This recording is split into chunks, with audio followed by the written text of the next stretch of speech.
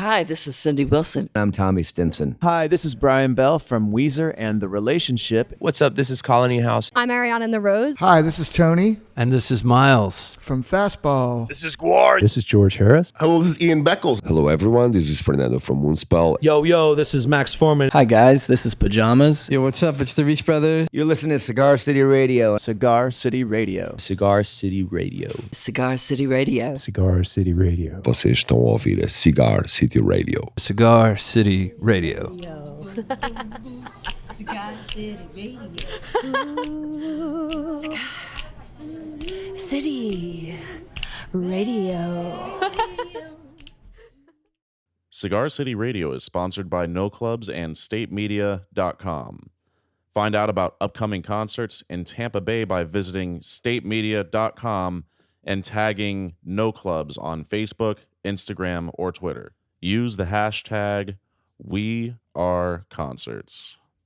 So this is what No Clubs has coming up in May. Thursday, May 16th, Whitechapel is on the Chaos and Carnage Tour 2019, along with Dying Fetus, Revocation, and a bunch of other black and death metal bands that I can't pronounce their names. So you know it's going to be good. That's at Janus Live. It's an early show. Doors are at 4:30. Tuesday, May 28th, another sold-out show at Janus Live. The return of Trey Anastasio Band, which I don't know what that means. When did they come previously? When they're returning, the Trey Anastasio Band? Either way, that show is sold out too. And Friday, May 31st, closing out a busy month, Black Bear, the Dead to the World Tour with Gashi at Janus Live. That one's not sold out, but it might sell out. So I would definitely pick up tickets for that now. Pick up tickets for all the shows coming up. We have a lot of cool shows coming to town in the summer, including Bowling for Soup and Real Big Fish, August Burns Red, Baroness, Humphreys McGee, Pedro the Lion. So much cool stuff coming our way. Head to statemedia.com for all the information on the shows and to pick up tickets, and use the hashtag #WeAreConcerts.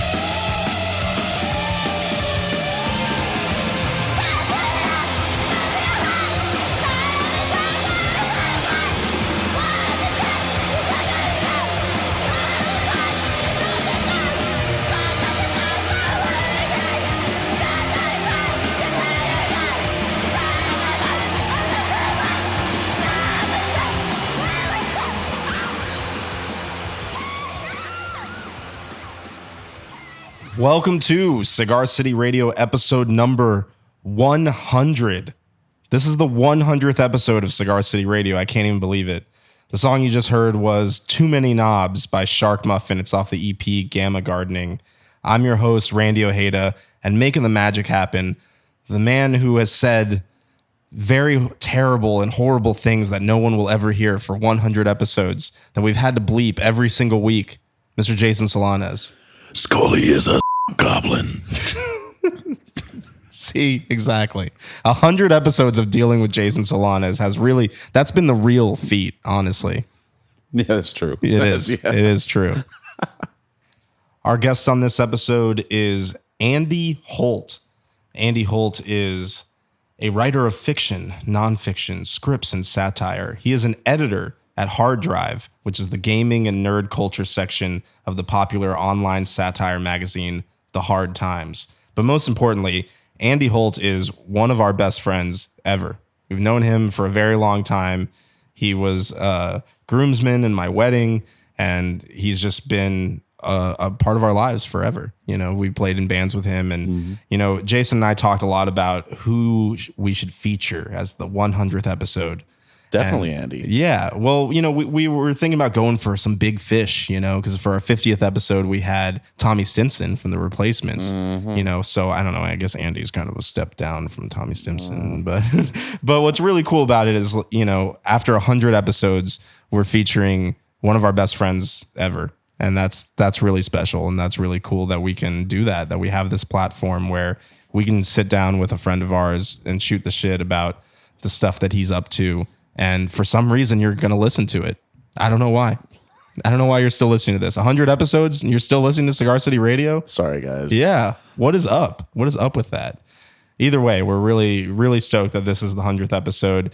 And actually, this episode is so awesome and it's so good that we're actually going to blow up the podcast after this in many ways. Because once we get to once you pass 100 episodes, it starts to get kind of ridiculous. Like, I don't want to be the guy that's like, oh, it's episode 5,612. I don't want to do that. So after this week, we're actually going to be dropping the episode number. So this is the last episode that's going to have a number, episode 100. And then from here, we're just going to start dropping shit. And we're going to change up the format a little bit. There's going to be some differences in the way the episodes are released. And the frequency and the timing of releases is going to be different. So this is the end of an era right here. We just, we got to the hard drive, we got to the hard times, we got to Andy Holt, and we're just like, we just can't anymore. That's it. We're done. Damn it. No more. Andy. No more. Look what you've done. Andy has killed Cigar City Radio in many ways. Andrew This Lewis. will be our lowest downloaded episode of all time. No, it'll be great. So thank you to everybody for listening to us for 100 episodes. Thank you to Andy for being a part of this. Thank you to the Hard Times and everybody at the team over there for letting us talk about all of the shit that you're doing with Andy. Because I know there's lots of secret stuff that we go into in this episode. Stuff that I would bleep out. Yeah, lots of stuff to bleep. So thank you for listening again. So here it is. Episode number 100.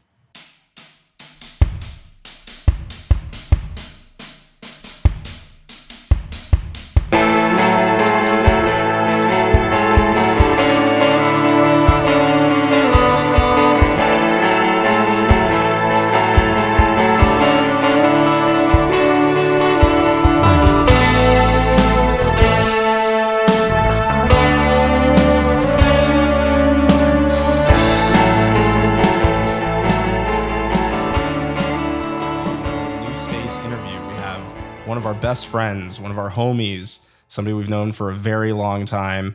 He played music with us. He's went to high school with us. He was he was a groomsman at my wedding. So that's the most important of all things. So, and he's not just our homie now. He's somebody that actually, I guess we could say that you're notable now. Is that Wow. Can we do that? You do a notable thing? This is the biggest moment of my life. I've never been called notable before.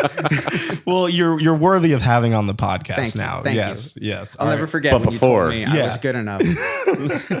But our very hardcore listeners might recognize your voice because you have sat in on other episodes before. One episode, yeah. Well, the Billy Mays one, right? And I think two. That's right. because we did two in that day. It was Billy Mays and who else did we? And Beckles. the other one he was on. Ian Beckles. Yeah. Ian Beckles. Yeah. That was so fun much. time. That was so cool. Yeah, and that was like a year or so ago. That was way more than a year ago, Way man. more. God, time is flying. So, but now you are notable enough to have your own episode because Andy Holt. I'm taking this straight from your website, by the way. Andy Holt. No. Yes, is a writer of fiction, nonfiction, scripts, and satire. He is an editor at Hard Drive, the gaming and nerd culture section of the popular online satire magazine, The Hard Times, which, if you're not familiar with The Hard Times, they are a hilarious website. And you should be familiar with them. You've probably seen their articles shared on Facebook or stolen by Reddit. Possibly. So Andy is the author of, he's known for such headlines like local band moves to Los Angeles halfway through first show. Dad bonds with promoter over son's lack of hustle. That one's personal, honestly. You know who that one's? Yeah, I know. Yeah. Tinder date just barely long enough to list every type of IPA. And one of my personal favorites, Android user added to group chat, better be one funny motherfucker, which is true, man. Like if you're going to add an Android user to a group chat, if you're going to get those green bubbles, that better be a funny ass motherfucker. Fire green bubbles. I've yet to see one be worth it. Yeah, it's true. It's true. What are you doing, Android users? What are you doing? You know, but honestly, that's a big deal because the iMessage thing is really one of the only reasons I'm still using an iPhone. Honestly, Yeah, it's well, I got a lot of this is true all the time, but I got a lot of anger at that article.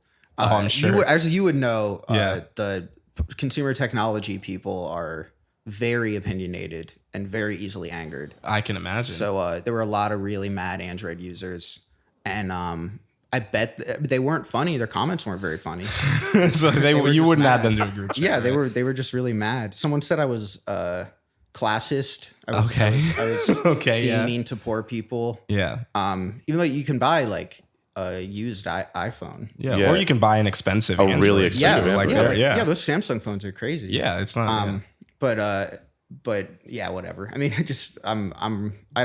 I enjoy when people are mad at me. It's good. Yeah, I mean, I feel like that kind of comes with the territory with the hard times and hard drive is that, you know, you're going to anger a lot of people, especially people that don't get the joke. You know, how often does that happen when people don't realize that it's satire? Oh, that definitely, that happens. Like, I mean, we actually make an effort to avoid that. Like, we don't want people to mistake it for real. Like, that's not, if like a preponderance of people think it's real, we would consider that like a mistake on our part. Yeah. And it's funny, like you notice like the number one thing people say about like The Onion, which will be like, oh yeah, The Onion, like all the time they trick me into thinking it's real.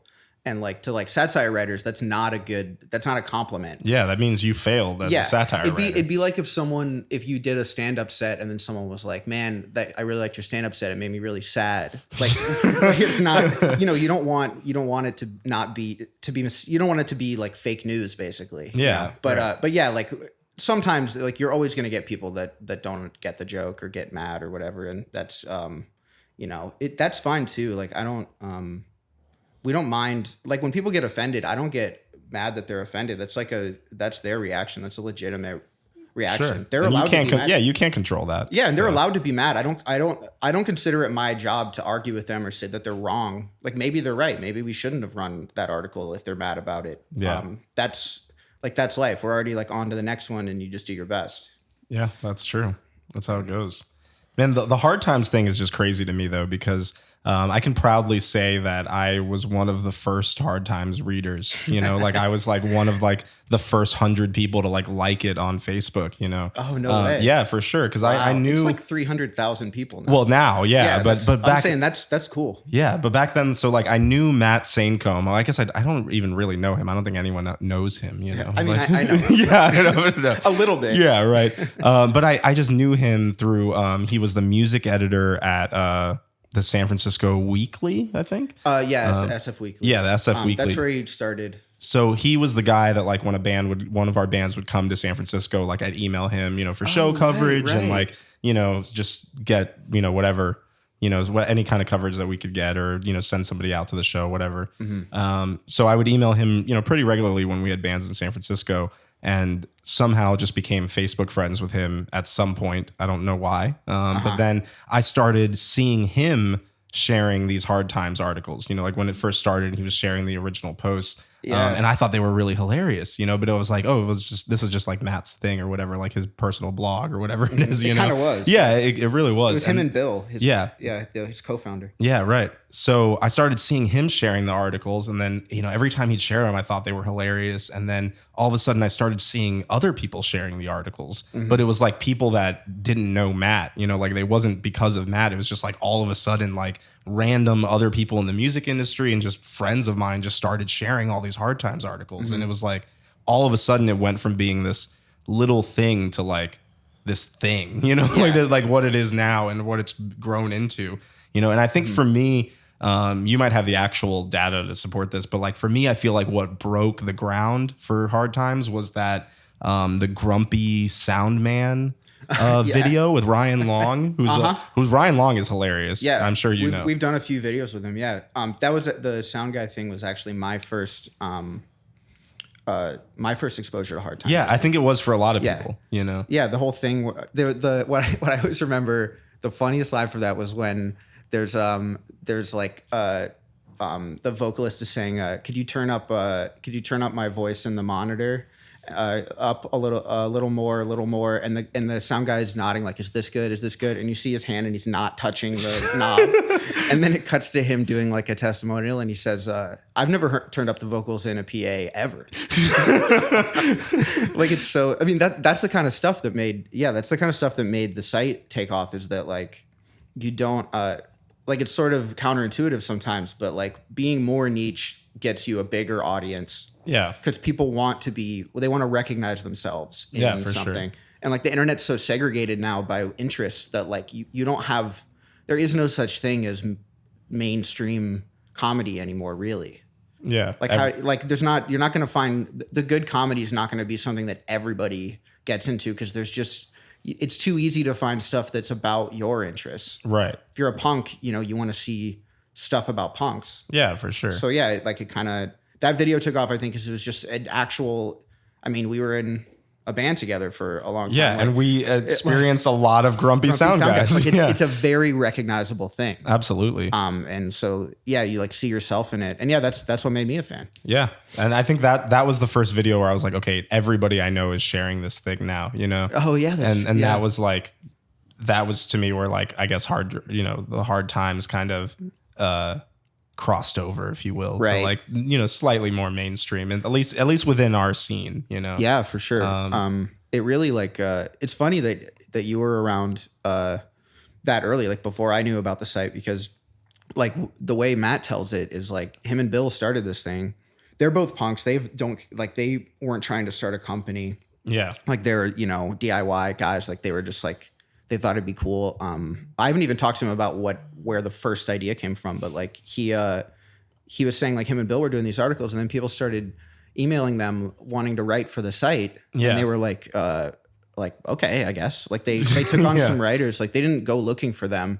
And then eventually they had this big group of contributors, and then they started getting a bunch of page views. And then it was sort of like, oh, this is a company. Yeah. Like they didn't try to find, I don't think they tried to found a company. They just kind of they accidentally founded a company. And it's funny to see Matt, who's this like super, super punk, like DIY, like, ethics kind of guy. And now he's like, you talk to him and he's like talking about ad deals and like hustling, like he's a businessman now. Yeah, he's got to sell. And it's just very cool, because he always proudly says, we've never had an investor, we've never taken a loan. Yeah, like it's like if we stopped getting readers, the lights would go off like tomorrow. Yeah, like that, and that's like exciting and scary, but it's cool to not be under an umbrella, or to not owe anyone anything. Yeah, and to be truly independent. Yeah, I mean, really, really independent. Like, and honestly, it just goes to just great writing. Like Matt's a great writer, and he was a great writer at SF Weekly, and like now he writes for like Rolling Stone and stuff too. So like he's,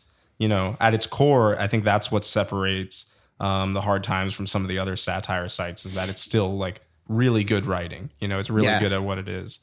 And I think it's interesting too, because like when I would tell people about the Hard Times a couple years ago, I would have to explain it as like, oh, it's like The Onion, but for punk rock or rock music or whatever. But now like a satire site is like its own category. Like you don't have to explain like this is The Onion, but this. It's like this is just a satire site, and people get it. Which I think the Hard Times and like Reductress and some of those sites were kind of, instrumental in making that its own thing, Yeah, definitely. Like we have there's some Hard Times contributors that are also Reductress writers. We have a few that write for The Onion from time to time. It's become sort of a segment of the, like, it's this interesting intersection between the writing and comedy worlds, because like if you look at the editors at Hard Drive, that's what I edit for, is a Hard Drive, which is all gaming and tech and nerd culture and stuff. Like if you look at our editors, like I'm a writer. I was not a comedian ever. Like, as you know, I've never done comedy in my life, except witty banter when we were a band. Yeah, right. And we did spend, like, when we first moved to Chicago, we spent like a week writing jokes that we never used. I remember. That's right. That's right.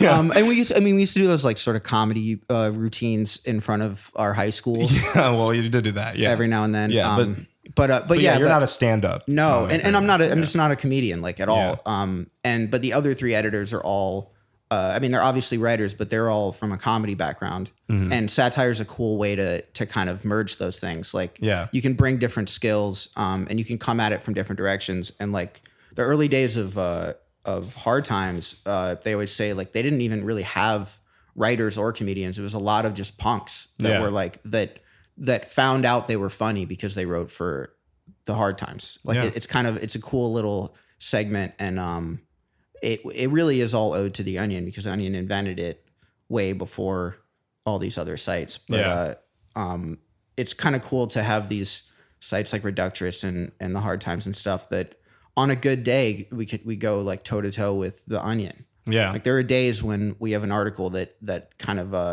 that like beats out the Onion article that day, and that's always cool because they're like the godfather of the whole thing. Yeah, for sure. And most of our sites are staffed by people that have been rejected by the Onion. Right. Yeah. So, and then they come to you. Yeah. Yeah, it's cool to see. It's cool to like go toe to toe with a company that's such a big thing. So yeah, it's like it's an exciting like little like ecosystem to be in, and it's cool how we all have our different niches. So we're competing, but we're not competing like in a way where it's like a zero sum game. It's like, we have our areas. So let's peel back the curtain a little bit here. Tell me I want to know the insider works of the Hard Times. Oof. Which I don't know how much you're allowed to say. I have to be careful. Yeah, be very careful. But like, so walk us through like how an article goes from like idea to the website. Okay, so yeah, it varies like some, but the standard way things work is we have a group online, a group of contributors. It's sort of like an online writer's room. And the way that someone were to become a writer for us is we have an email address that anybody can send 10 headlines to, which is how I originally got into the site. I sent 10 headlines, and I ended up being the first hard drive writer brought on by coincidence. But yeah, so it's this group of contributors that's all people that got in that way. There's no other way to get in. And then all week, every week, contributors just post headline pitches into this group all the time. And the other contributors can see it. They can punch them up. They can kind of react to them, help tweak them and stuff. And at the end of the week, every week, like last night, we had our editor meeting. The editors have our meeting, and we go through all the headlines for the week, and we pick the ones that we would want to run. And then the writer, like an editor goes to the writer, and then they write a draft, and the editor edits it, and then there's a whole kind of pretty like boring standard editorial process. Much more traditional editorial process. But it is different than a lot of sites don't have. A lot of sites you just send in headlines by email if you're a contributor. But having this group is a lot of fun because there's like a sense of community. You kind of collectively help make the voice of the site. Yeah. And that's really fun. And for me, I mean, I started just as a contributor, and I liked the group so much, and I wrote so many articles over the course of a couple of years that I wouldn't be an editor there now if it hadn't been such a community atmosphere. Yeah. So yeah, it's a lot of fun, and it's cool to kind of have this big group of people that are all really talented, that all do that, that all pitch at different times and have different personalities and stuff. But that's sort of how it works overall. Sometimes editors for breaking news stories, sometimes we just throw articles together and get them up. Like, it's always fun when there's like a news story and then we have a joke up in like an hour. Yeah, that is great. And people are commenting like, "Whoa, that was fast." Like, yeah, that's fun. And then so we have other ways to do it if we don't have the time of like waiting a week to do the editor meeting. So right, that's one fun thing that niche sites can do. Sometimes a little better than bigger sites is that we can just like throw stuff up there. Yeah. What's a good example of that, of like an article that you guys got up quickly? Let me find one. You're gonna have to edit this out. But let me find. We had a recent one. Well, we had one we got. People got mad about, but we thought it was good. It was about Facebook. Also, we totally have the same iPhone case. That's the leather one. Yeah. Did you see the video of Dieter Bohn talking about this case? No, but you're one of few been people. Yeah, I'm a big Dieter Bohn fan. Yeah, you're one of few other Dieter heads that I know. I love that guy. I think I'm gonna go meet him. I think I'm gonna go to E3 this year for Hard Drive, right. And I'm just gonna be keeping eyes peeled for Dieter. Yeah.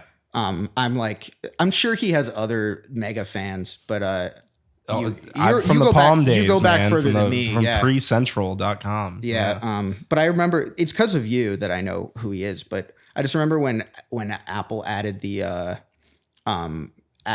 swiping features. Yeah, where you can switch between and they apps. were like the same as the pre. Yeah. And I saw they announced that feature, and I had this like leg off my head, like, oh, I can't wait for Dieter's take on it.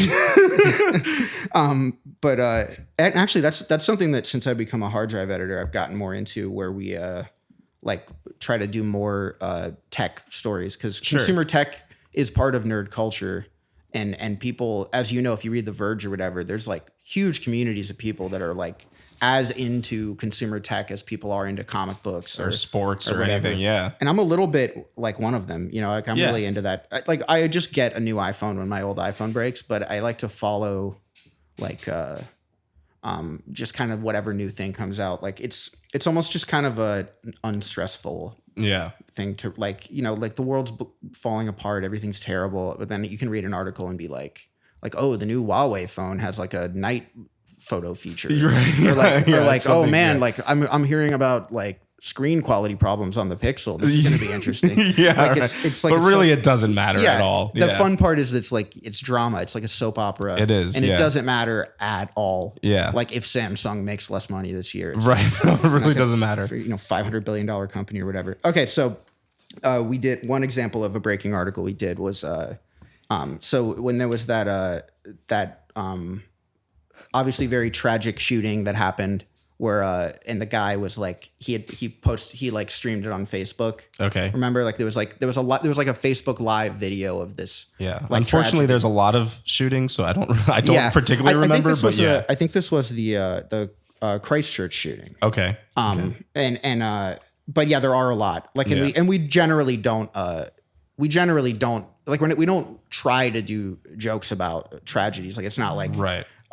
Like we don't. Our default is to not comment on stuff. Like, we're not, you know, trying to be edgy or whatever. But that one was like we do hard drive, like, as a nerd culture property, really does go after tech companies a lot, like Facebook. Like, we really think Facebook should be like satirized and criticized and stuff. Yeah. And that was an example of, like, you know, a lot shooters like that. A lot of them get this ideology from communities that Facebook allows to spread this stuff, right? Like, Facebook is full of some really poisonous stuff. Sure. And they should do better with it. So, like, we ran this article, like the guy live streamed the shooting on Facebook, and it took a little time for them to cut it down. So some people saw, like, people getting killed on a Facebook Live thing. So our headline was, Facebook tells shooter he could reach more people if he boosts posts for $50. And the sad part is that they probably did. They probably did. So that's the thing. So, like, a lot of people got mad. A lot of people liked it too, but a lot of people got mad and said, this is too soon. You shouldn't joke about this.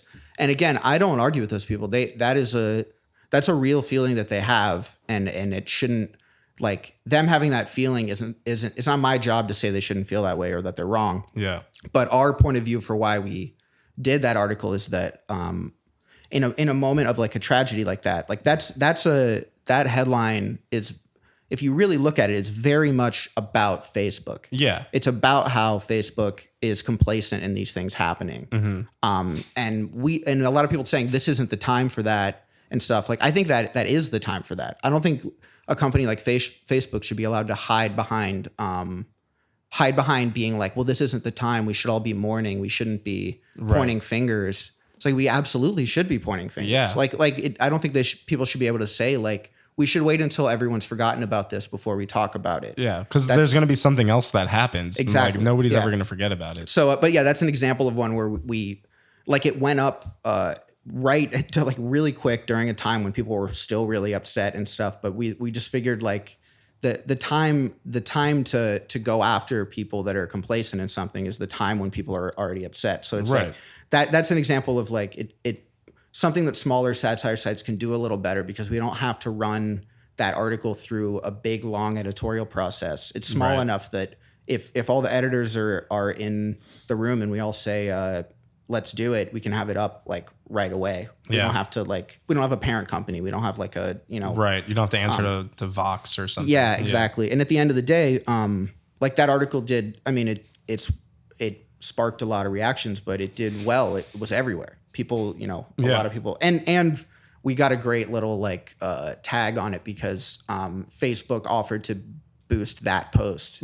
Oh yeah. So we got a screenshot of them trying. It said this post is doing well. Pay this much money to get even more.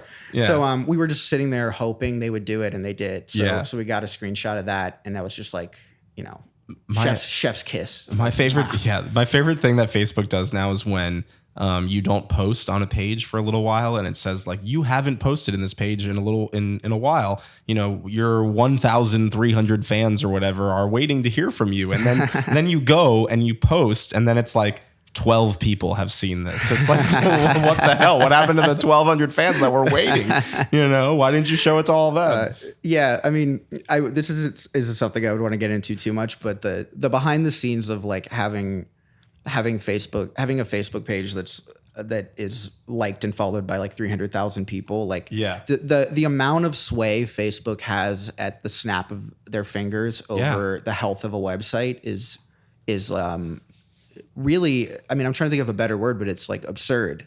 How just these little programming tweaks make these massive effects on these websites. Well, yeah, that's been a big thing in kind of the music industry and the music world too. I'm sure it's the same thing for any kind of audience that lives on Facebook, but because for the longest time, people in the industry were oh, you don't need a newsletter, you don't need a mailing list, just build your Facebook, get people to add you on Facebook, and then a year or so ago, Facebook tweaked the algorithm. So now it's we're not gonna show you brands anymore. We're gonna show you updates from your friends, which is all well and good. But really what that means is you need to pay us now or no one's gonna see your post. Exactly. And now everybody in the industry is oh man, we should go back to newsletters. We should have a mailing list again. Yep. And it's they sort of consolidated all this influence and now they're using it. Yeah. Right. And also it's lucky the Hard Times got big enough and healthy enough that we now we can survive the whims of Facebook. But early on they could have killed the whole site if it had been in the first year. But it's I forgot what I was going to say. Never mind. No, it is funny when the Hard Times and the hard drive in particular interact with other serious brands, I guess, if you will. Yeah. Hard drive does that a lot. Our Twitter is very active. I loved I'm pulling it up now where you tweeted recently. I think it was actually you that tweeted this about GameStop. Yeah, that was me. Where you said we are 1,000 followers away from 50K, and if we don't get there by the end of the day, so help me God, I will go into this GameStop. And GameStop responded. They did. I have gotta look. I think brands on Twitter is a terrible thing and they're not funny. Right. But they, that being said, they were pretty good sports about it. They were pretty funny about it. And they won, I guess, because you ended up going into that GameStop. There's a video of you and it's clearly you. I'm oh yeah, there's Andy. Yeah, it is me. Walking into the GameStop, pre-ordering Mortal Kombat 11, I'm assuming. No, well they posted, we posted afterward, it was something to the effect of because we made it to 50K, but it was the next day, so I had to go in. Yeah, and we said something like we've now made 50K, but not without the loss of our editor Andy Holt, who passed away shortly after entering that GameStop. Right. We just kind of played along with it, but that was me. People even the internet's weird, man. People zoomed in on my reflection in the window of the GameStop. Oh God! And we're there he is. There's hard drive. You're the hard drive. Someone told me to tie my shoe. It's Twitter. I mean, hard drive's very active on Twitter, so it's a lot. Yeah. Twitter's personally, it's the only social media site I use. Yeah. I think Twitter's the only fun one. Yeah, Twitter is a lot of fun because you have those kind of random interactions with a famous person or a brand or a celebrity or just whoever, and it's oh, okay, Yeah. Because Twitter actually does feel like a public forum for better and a lot of times for worse. It's a very much the public discussion. And it's word based. Right. Like it's sort of it's not like, it doesn't have as much of like an infrastructure around it like Facebook, where it's like, where there's so much of it is just based around like galleries of photos and groups, and everything's very complicated. But Twitter is just, you post a certain number of words basically, and that's it. Like, I like the simplicity of it, and it's terrible, but it's terrible the way people are terrible. So right. what are you gonna do? But if you follow the right people, you can have a really good Twitter feed. Yeah. Like I mainly follow like writers and other like people that are in press really are good at Twitter, because a lot of people that are writers, no offense, Andy, they're not always the best looking of people, so they don't want to, it's not a bunch of selfies like on Instagram where it's all models and stuff, but like on Twitter, it's like you can be clever even if you're ugly, and people will follow you. So you can be clever even if you're ugly. Yeah. Shout out to my writer just friends. like real life. Yeah, just like real life. But yeah, it is like the writer's platform for sure. Yeah. It's one of many things that you got into before I did, but it's been funny recently. After I became an editor for Hard Drive, I got added to a Twitter list that's called Gaming Press. Oh no! And I was like what? Like I'm looking at my hands, like what monster have I become? Yeah. That's, oh God, no. I'm part of the Gaming Press. Yeah, that's the last thing. Is there anything where no one introduces themselves as part of the Gaming Press? Yeah. Even I bet like the editor in chief of IGN would not like to be called Gaming Press. No, I don't think so. But like I'm like walking around E3 with a Gaming Press badge, like it's so surreal. Right. It's like if I ever thought one thing was me wasting my time, it was all the video games I've played. Right. Like I love them, but I was always like, this is a net zero gain for me. Right. Career wise.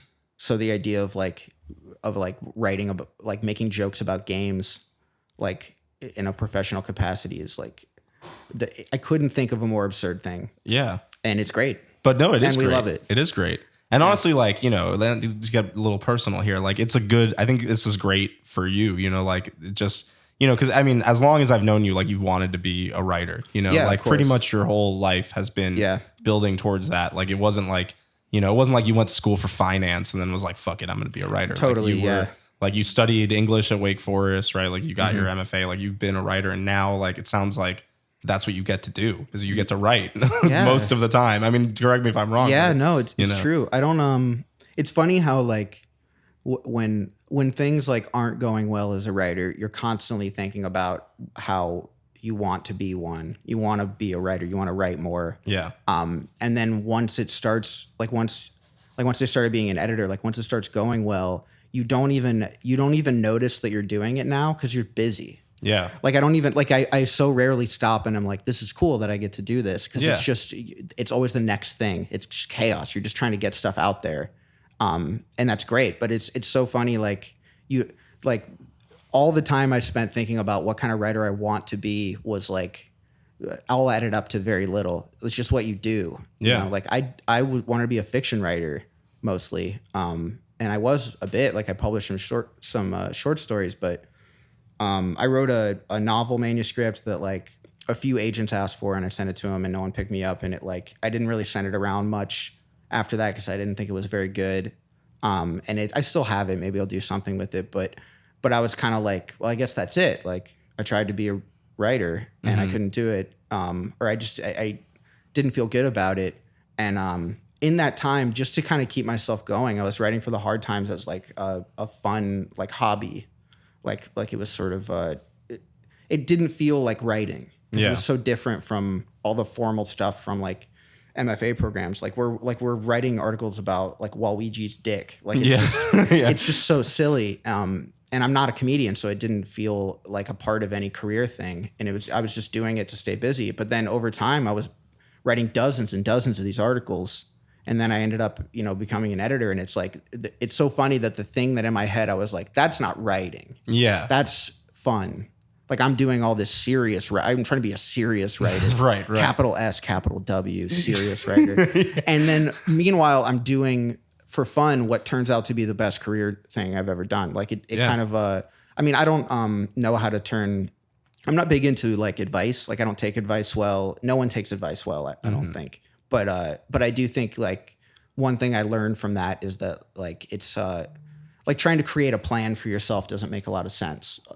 Creatively, it's more just put your creative energy wherever it's rewarding for you, and like the rest has to come later. Yeah. You know, so like that's been, but yeah, I appreciate you saying that you. I appreciate the thoughts. Yeah, no, it's true, but it's also true. Exactly what you're saying is like how, you know, that's how kind of careers work, and I mean that's how this site was founded. It was like I don't think, like you said, like Matt and Bill didn't have a plan to found this company, but they just started doing something and they did it well, you know, and they didn't give up, and then now they are where they are, you know. So I should say though about this hard drive and hard times, you are actually the reason that I write for them. Well, yeah, I mean, you know, you well, wouldn't have to go into all that, but yes, you're the reason for everything. Yeah, we're the reason for most things. Yeah. But yeah, I still remember that day because Matt had posted because the hard drive, I don't think it was an active site yet. It was brand new. Yeah. And he just posted on his personal Facebook like, hey, we're looking for more writers who are focused on video games and tech and stuff. And you know, do you know anybody? And I messaged him and I was like, dude, my friend Andy would be perfect for this. You know, like he's the perfect guy for this. Yeah. And the funny part is like I now know at the time that now they're separate. Like hard drive more or less operates as its own thing. We have our own editors, own writers. Some people write for both, but we have our own writers group. There's a lot of people that are just hard drive writers, and hard drive readers. Like we, at this point, actually, hard drive. I might get in trouble for saying this publicly, but hard drive the last couple of months has gotten more readers than hard times. Oh wow, it's like really, really blowing up right now. I think just because there's more gamers and it's a segment of media people that of media consumers that have a sense of humor and are constantly making fun of themselves. So like it's an opening. So I think that's part of why we've been blowing up. But yeah, back then it was just a little segment in the main writers group. And I found out much later that I was the first person brought on as a hard drive writer. Oh, wow. And but it was funny that I sent my 10 headlines to Matt and was like, I know Randy, he knows you, whatever. I thought I was like, I got an in. Yeah. And all he did was just forward it to the same address everyone sends. Right. Yeah, exactly. I now know when people message us and are like, I know someone you know, we're like, that's nice. Right. But like, it'll maybe get us to like, if you were friends with someone we know, like on a personal level, maybe it'll make us want to like give you some feedback or something. Sure. We just very much connections don't get people into the site, but they do, like in the case of you, like I wouldn't have even known. Yeah. Well, that's because it was so early on that, that's the thing. And of course, like, you know, I mean, you got this job because you're good at what you do and you submitted good stuff, you know, like it's not because I know Matt, you know, but it is, it definitely, you know, that is one way to like, you know, work and connect with people, you know, and my favorite thing to do in the whole world is to connect two people. Like I love when like two people that I know go and make cool things together. You know, that's one of the rewarding things about being an artist manager is like connecting an artist with a great producer or a great engineer or somebody that I know like, okay, these people are going to make cool shit together. Yeah. You know, and I knew that about you and Matt and the hard times. Cause I was like, all right, Andy, this is totally up Andy's alley. You know, even going back to like, you know, growing up, like I know you were like, you know, always a huge Daily Show fan. And in many ways, this is kind of like, you know, a sort of an extension of that type of satire, you know, where you're taking, you know, the news and making some kind of light out of it, at least. You know? That's so. It's fun. You like literally know me better than myself. I do, yeah, Andy. Because on a very special Cigar City radio. Yeah, right. But no, we could get into some shit. Yeah, here. When the mics turn off. Right. But no, I mean, it's so funny how you kind of. You told me about this. You're right that it was a good fit for me, but I'd never written any kind of comedic stuff really. Yeah. And then I sat down to write the 10 headlines and they came out like pretty easily. Like I was like, I guess I know how to do this. Yeah. I remember you sent me a couple of them just to like get some feedback. And I was like you came up with like 15 in like the first day. I'm like, how did you do this? Yeah. It took like a couple hours maybe. Yeah. And it was just, it's one of those things like it did naturally play to a lot of things that I already was into, but I didn't even realize that. I'm trying to remember. I think my first hard drive article was it was one dead, one missing in Game Boy battery compartment. Okay. And it was like just like a fake crime scene story about batteries. Like, it was so silly. I was joking the other day, we probably wouldn't run that now. Yeah. And we were desperate in the early days. Like, I don't even know if my packet would, I would hope it would, but I don't even know if my packet would get me in now because it just gets, the bigger a site gets, the harder it is to, like, we'll get packets that are just full of stuff we've already done. Mm-hmm. And then it's kind of like, it makes it harder. And it's like in the early days, we're just like literally just trying to get articles out. Right. You know, like just trying to get anyone who can do it. So yeah, I mean, it was the perfect time. It really was very like serendipitous, you know? Yeah. So this is a totally random question, but what's your favorite like game or gaming subculture to write about, or to like, or what's the easiest thing to make fun of, I guess? Man, I don't know. I don't, I'm going to answer a different question. Okay. Because I don't know. All right. I mean, we think like, I mean, a lot of the easy targets are things we avoid. Like, you know, we don't do jokes about gamers being like fat and greasy, right? And not being so socially awkward and stuff. Like all those kind of things are so paved over, and so not true.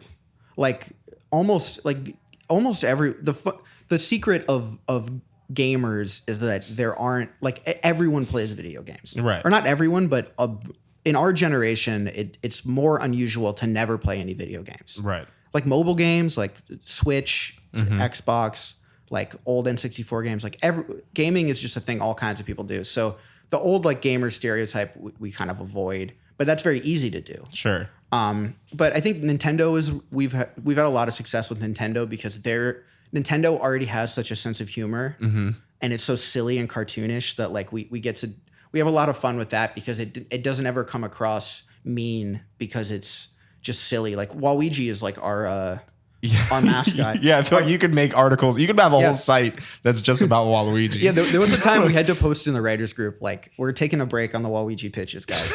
Like, it was a little much. But yeah, like, I think our most popular article ever was, the most popular hard drive article ever was Nintendo confirms Waluigi is uncircumcised for some reason. And is that I knew Jason would like that one. And is that kind of based on like the J.K. Rowling like randomly confirming that like different characters are from Harry Potter? I guess I don't even remember. But one of our other most popular articles, actually, this may have even passed the Waluigi one by now, was J.K. Rowling announces that you, the reader, were gay all along. That one like blew up. Yeah, that's hilarious. I mean, that's the thing though. We've hit, like, it becomes harder and harder to have a good site because we've hit so many topics. Right. But yeah, I would say my favorite thing to write about is Nintendo. Like, and there's such easy targets in such a fun way. Like whenever there's a direct, like I live on the West Coast, so I had to get up at like 5 a.m. to watch a direct with the editors so we could make jokes the day of the direct. Yeah. And yeah, like I don't remember what we did the last direct, but by the end of the day we had like 3 articles on it. And because they're, like I said, they're so silly and there's a lot joyful. There's a lot there. You know, there's just, and even the stuff they do wrong, like their scarcity thing with them is just so silly. Like I remember we did an article the day that Nintendo Online launched. We just ran the headline, Nintendo already sold out of online. And then like it's like sources at Nintendo saying we didn't expect the demand for online. We didn't produce, we're really low on stocks of online. Right. Yeah, like it's going to take a while for us to catch up, like just kind of silly stuff like that. But I will say we're really getting more into writing stuff about anime. But I don't watch anime. Okay. And neither do any of the editors. We're not anime people. So we had to get a group of we had to kind of go in the writers group and be like, who's a real OG anime person? Yeah. Like, identify yourselves. Right. And then nobody wants to let that fact known, right? No, yeah, right. and we had to and it's because like anime is so just impenetrable if you don't know. Right. It's just gibberish to me when people write about it. So we had to get a group of writers who are anime people, and they just operate as a group, and they make anime headlines, and they give them to us, and they just kind of between themselves, they decide on which ones they like the most, and they give them to us, and we just kind of trust them that they're good. Yeah. We don't understand. And that's been great. Like, it's done great because, like, the anime community, like on Reddit and stuff, is in my experience one of the less like poisonous online communities. That's interesting. Some of them are really bad. Yeah. And I'm sure some anime ones are too. But I just like when you watch them spread online, like you can tell like anime people. There's a lot of people that love anime that would love to see jokes about it, and like lighthearted jokes about it, like not just jokes about anime being like sexist and stuff, which we also do jokes about. But yeah, like that's been fun. It's fun to find new subcultures to explore and see the response, because so far the anime stuff's been great. Like, our anime on Reddit like loves us. Oh, I'm sure. And it also just seems like there's never going to be like, you're never going to run out of content with this site. I feel like I hope not. There's always going to be something else to make fun of. There's always going to be something else to satire. That's true. That's true. And it's kind of fun. Like I said, having a big group is fun because there's just like little sort of nooks and crannies in the gaming world that you just don't know about. Like, everyone has blind spots because it's so huge, and fandom is such a specific thing. Yeah. Where people are like, I'm a fan of this game, or like, I just started playing Stardew Valley. Okay. Yeah. I've heard stop. about this. I can't stop. I know Liz plays Stardew Valley. Right? Yeah. I always see on Xbox Live, I see Stardew Valley. I see Fluff Mojo's playing. Yeah. It happens. Yeah. But I shouldn't say her gamer tag. No, that's not my gamer tag. Oh, that's right. It's not. No, we can't say my gamer tag. That's good. I'm glad I didn't. I forgot that. Although the Fantastic Plastics did call me out on their Twitch stream the other day, so I'm kind of angry about that. Yeah. They were like, "Yeah, this guy is our manager," and I'm like, "No, I'm not. I'm anonymous." But yeah, so Stardew Valley, that's a good one. Yeah, it's so funny that I forgot your gamer tag because I look at it all the time. But I don't like say it or think. Right. Anyway, Stardew Valley, then I found out that it's this entire, like, people love that game. Yeah. It's great. Yeah, there's a whole, it's like very calming. But then, like, I discovered that, and then now we're going to run like an article or two about it, just from like having kind of discovered it. Yeah. And it turns out, a bunch of the other writers play it too, but it's just, we hadn't really like hit on that much. But you just discover things. It makes it's great because I can pretend that playing games is research. It's work. Yeah. You're researching. Write them off on my taxes or whatever. Yeah, you should. Yeah, write off that Xbox Live subscription for sure. Yeah. Also, so before I don't know how much time we have left. We got time. We're good. Okay. Yeah. Because I need to at some point talk about our book. Oh yeah, honestly, I totally forgot about the book. I will definitely put this in the intro. I just realized I forgot about it too, but it's very important. Yeah, buy the book. The Hard Times. Buy the book.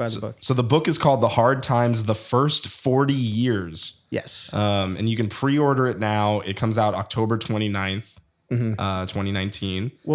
We haven't posted about it much on the site, but when it gets closer, it'll be everywhere. Yeah. So what's the story behind the book? The first 40 years. We're gonna get anyone who follows us, and you should follow us, but anyone who does is gonna get inundated about this book soon enough. But the premise of the book is that the Hard Times started as a punk zine 40 years ago. And so it's like a retrospective book of like the best articles in the history of the Hard Times. Okay. And so like we're writing Hard Time style articles about the past, about history. That's amazing. That's genius. I don't know, like some of the, like if you go on the Hard Times site and like the about page, like that's kind of the story is like it was like started, in 1982, like at like a Bad Brains practice or something like that. Exactly. Yeah. So I totally dig that. That's amazing.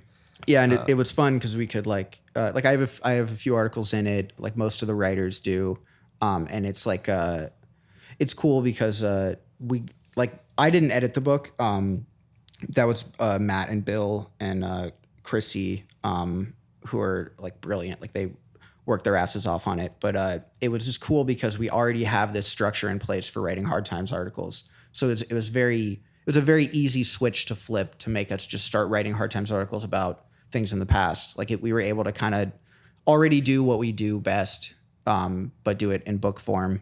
And people that are fans of us will know when they buy it that it's going to be the stuff they like because it's exactly what we already do. just like in the past. That's amazing. And Yeah. we were just talking about like you'll never run out of content, but like if you go to the past, then you'll really never run out of content. Really never. Yeah. Yeah. I think the next one we're gonna go like all the way back to the Stone Age. Okay. About like the first punk to make fire or whatever. Like fucking sell out. Yeah. Right. But yeah, like so that's sort of a cool new project for us. Like we're trying to do expand the brand. Yeah. Keep the brand strong. Well, I mean, there's so much now. Like you go to the Hard Times About page, and even just the staff alone. Like I remember when it was just like Matt and Bill or whatever, and now it's like there's like all these people listed as staff, and you got like video people and merchandising and like all this stuff. So yeah, we have like shirts, not like shirts. We have shirts. have actual shirts. We have many shirts. I need a Hard Times. We have a new Hard Drive now has a Gamer for President shirt. Okay. And the slogan I've on it seen is that, America needs a new save file. Very true. Very and it's true. we had way too much fun with like we had so many different slogans like the tweet advertising it. Like one of the lines is where we dropping boys into a better future for America. Yeah. Like just crap like that. Right. Just gamer. It's broken. Being like a gamer tweet writer has broken my brain. I'm sure. But yeah, that's like a fun thing. It's very tongue in cheek. But I think some people might buy it taking it seriously, which is also fine. Yeah. Get a shirt for whatever reason you want. Yeah. You can't tell people Burn why it, to get their shirts. Make a flag. Yeah. So besides the book, what else is next for the Hard Times, Hard Drive for Andy Holt? I don't know how I don't know how much I should say because I don't own the company, but I'm just gonna tell you what I like. Tell us what you know. Yeah. I don't like I said, I don't want to announce anything that hasn't been announced or whatever. But we are. I mean, if the book does well, like more book stuff would be great. Hard Drive is newer, but is blowing up. So Hard Drive doing a book would be an awesome thing in the future. And we're making some more videos. We're gonna make a series of videos with a prominent gaming personality who I should wait. You'll see pretty soon. We just finished scripts for those. Some of like I think some gamer president stuff is going to be fun when the election really gets going. Oh sure, we're gonna have some fun with that. I think because people like it. What else? Oh, Hard Times is I think Matt and Bill talked about. They were interviewed on I think like Life Hacker last week. Okay, and I think they talked about this, but we're looking at starting like a new vertical that's more serious writing. Okay, like a vertical that does like music culture writing kind of stuff. That's cool. Yeah. That's sorely needed right now. There's a lot of no. I'm being serious. I'm being serious. I think actually, yeah. I mean, it'll be cool to oddly like oddly. I think people, at least me, before I even wrote for the Hard Times, like as a fan of them, I think there's a certain level of trust that people have for the jokesters. Sure.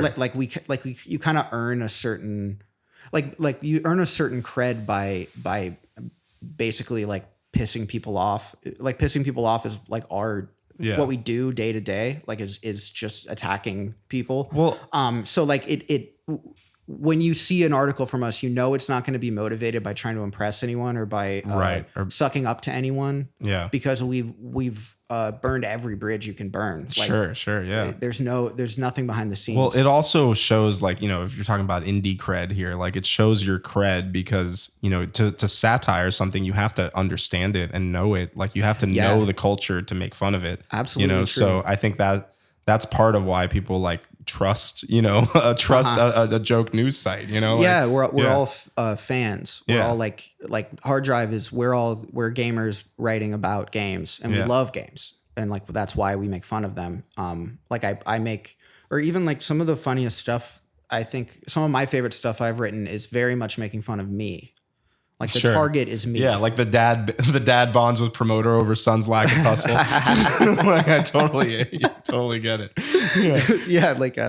So many of the experiences that made me able to write for Hard Times, we shared. Sure, yeah. The three of us really. Yeah. All three of us know all kinds of things about promoters and Right on. stuff like that. One specific promoter. Yeah, who's definitely not part of the scene anymore, but I still don't want to say his name. I couldn't imagine. I for your sake, I won't say his name. Yeah. So potentially a new vertical, serious culture stuff. That seems to be happening. I just don't want to announce too much because it's interesting. I mean, I work for the Hard Times, but I very much like Hard Drive is really its own thing now. So we have like a total editorial thing that's just us. So I can speak to that in more sort of detail, but it's cool how like the Hard Times expanding to other types of commentary and stuff is cool because like it's a very like ragtag group of people that often tried to do other things first and ended up doing this. Like just like me, like almost everyone there, none of us like left college being like, I want to be a satire editor. Right. Because it's just not a position that really existed or barely existed outside the Onion. So it like we kind of ended up here, and then the site is expanding into all these areas, and it's like it's almost like instead of me trying to follow other ambitions, I should just wait for the Hard Times to expand to the thing I want to do. Just wait like it out. I should just wait for us to have like a publishing label. And Yeah. But I mean, just how like, you know, I started out mostly writing articles for Hard Times, but I'm much more of a gamer than I'm not a punk. You know, I was in bands, and that's a lot of those experiences are shared. Being in local bands is the same, whether you're a punk or metal. Sure. Yeah. You know, we had shows where almost all our shows, we were the only indie band. It's true. It could be like us and like death metal groups. Right. But then it became, they added the gaming thing, and I'm a gamer. So it became much more like, much more relevant. So like, yeah, I mean, we're talking about doing this culture thing on the Hard Drive side. We'd love to do a book. We're going to do more videos. Follow us on everything, but definitely if you follow us on Twitter, where our Twitter is very active. Yeah. Like you'll see anything that we do. But we have two podcasts. Yeah, I was going to ask about the podcast. Yeah, there's a Hard Times podcast, which is an interview podcast with Bill and Matt. Okay. And there is the Super Mario Brothers Super Show. Okay. Which is it's the chief editor of Hard Drive and our staff writer, Mark, and they watch a different episode of the old Super Mario Brothers TV show every week and talk about it. And they have guests on. They had the guy who played Toad was on recently. Okay. Which was a big. How did they get that? How did they get that guy? Twitter. Oh, Twitter's amazing. We've like made friends with people that we are fans of on Twitter. Yeah, it's pretty cool. But and yeah, like some of them like we can kind of give like a level of cred to gaming personalities because that's cool. We're like kind of, you know, jokesters, so they can kind of feel cool. You're right. But the Hard Times like Super Mario Brothers Super Show got the guy who plays Toad. Hard Times podcast got like Fred Armisen and like a guy from I think like Bad Religion and like they're interviewing like actual really cool people. You know, we can say from experience that it's surprising the people that you can get to be guests on your podcast. Yeah, you know, like, totally. People are more willing to talk than you'd think. Yeah, you know. And I mean, we're promoting this book, so Matt has been on like dozens. Like he's taking all kinds of requests. Maybe you guys could get him. I don't know. I would love to have him. Yeah. He's said yes to some ragtag stuff. So I'm sure I bet you could get him. But yeah, like because that's the thing, you're promoting it and it's just like you gotta like you just say yes a lot. Yeah. So he's been all over the place.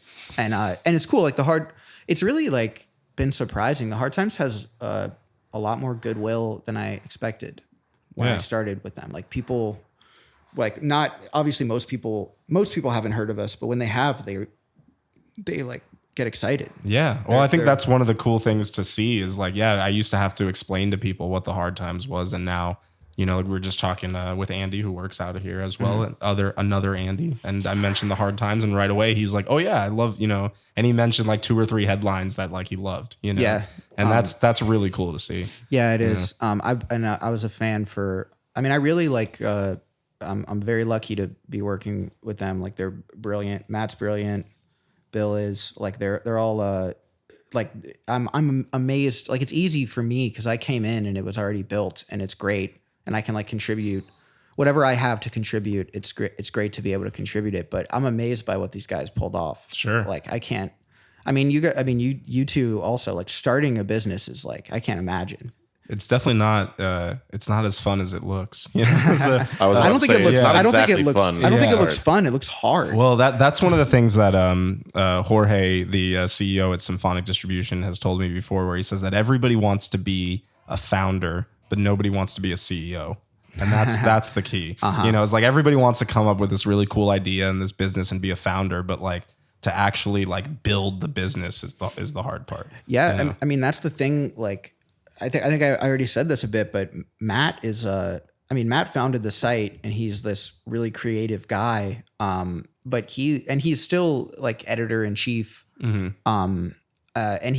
And he gets involved with creative stuff from time to time, but he's just full time all day business stuff, like meetings, plans. Like he really like he had to become a business person and become essentially a CEO. Yeah. And I think he misses the creative stuff sometimes, but like, I mean, he's like the superhero that makes it all possible. Cause like he'll drop in on our meetings and stuff. And like when he has time to do creative stuff, it's great to have him cause his instincts are so good. But like more often than not, it's sort of him dropping in and being like, you know, if you guys need money, let me know. Or like if you need, right. You know, it's just very like he's working his butt off, and like it's easy for, you know, us to come in and do our gamer jokes and edit articles and stuff. But like it is, I can't imagine how hard it is to actually keep the lights on in the company, you know?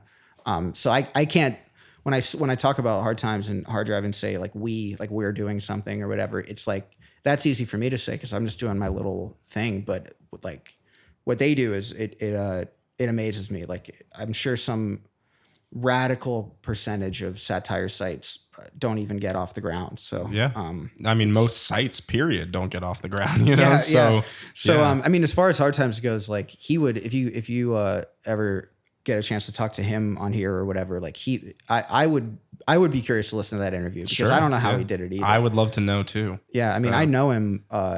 Some, but I don't know what's going on in that noggin. That's what I'm saying. That's what I said earlier. I was like, I don't know if anyone really knows Matt. Yeah, I don't know. He's very he actually keeps his cards like close to his chest a little bit. Yeah. But seems like a really genuine, really cool guy. So yeah, man. I mean, he didn't have to make his company as wide open to its writers as it is. Mm-hmm.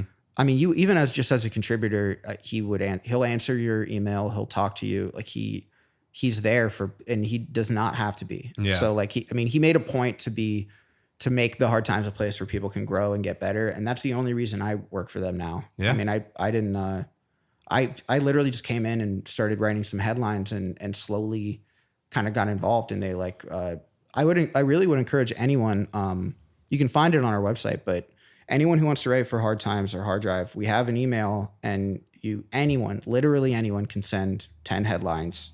And we read every single one of them. And if we like them, you can end up in the group. Like there's no connections required. Yeah. And usually there is. So most places there is connections required. So go for it. I'm shaking saying this because I'm terrified of like a tidal wave of like we get the so emails you're gonna get. Yeah. But I will read them. Damn it, I really will. So. And then you can also follow Andy on his personal Twitter. That's at right. I am Andy Holt. At I am Andy Holt. Yeah. Yes. And then definitely my dang tweets. Yeah, and definitely if you listen to him on this show and then you go follow him on Twitter, like tell him how much of an asshole he is. Yeah, right. You know, right. Tell him straight to his face Tell him, on Randy, his Twitter that Randy and Jason said, "Hey, I heard you're an asshole.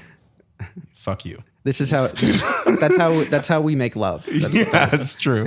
It's true. Well, we're pretty much out of time, but it's been great, obviously, hanging out. One of the things that we can do the most is talk to each other, So I feel like anytime you put us in a room. When you got a podcast, I was like, that's great because I would want to know how many hours we've spent sitting on porches talking. But all too many hours. I do hours well spent, very well spent. Yeah, of course. Before this ends, I say this to people all the time. I'm so proud of you guys. Oh, I love you guys so much. I'm so honored to be on your podcast.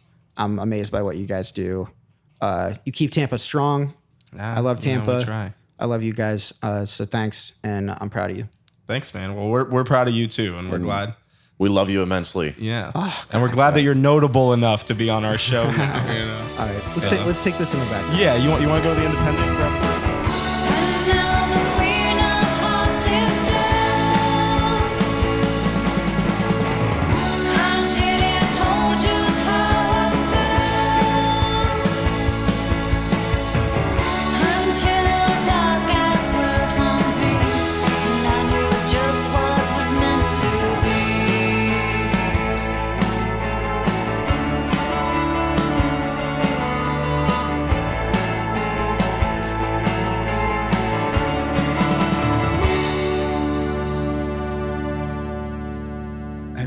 Have you noticed how, like, this is like how Twitter works, but I've seen maybe like 30 people post snarky stuff about how people who don't watch Game of Thrones, it's like people that say sports ball, like it's so dumb that you would like act like you're better than Game of Thrones. I've seen a bunch of people post that. I've actually never seen anyone post that they're better than Game of Thrones or that they don't watch it. Like, that's a fake thing. Like, what's hacky is like defending Game of Thrones because no one's attacking Game of Thrones. Like, it's so ridiculous.